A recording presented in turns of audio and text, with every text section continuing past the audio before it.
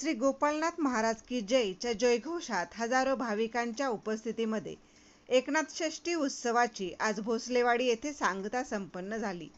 संपूर्ण उत्सव कालावधीत अत्यंत धार्मिक पद्धतीने डीजे आणि इतर करमणुकीच्या माध्यमांना टाळून पारंपरिक ढोल ताशाच्या गजरात सायंकाळी श्रींच्या पालखीचे ग्रामप्रदक्षिणा करून रात्री 8:30 वाजता येथील प्रसिद्ध अशा वांग भाकरीचा महाप्रसाद आयोजित केला होता.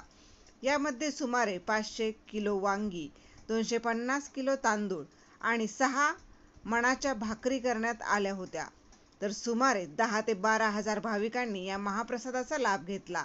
दिनांक 11 रोजी दुपारी 12:30 वाजता काल्याचे कीर्तन आणि महाआरती करण्यात आली. यावेळी भोसलेवाडी आणि परिसरातील भाविक मोठ्या संख्येने उपस्थित होते.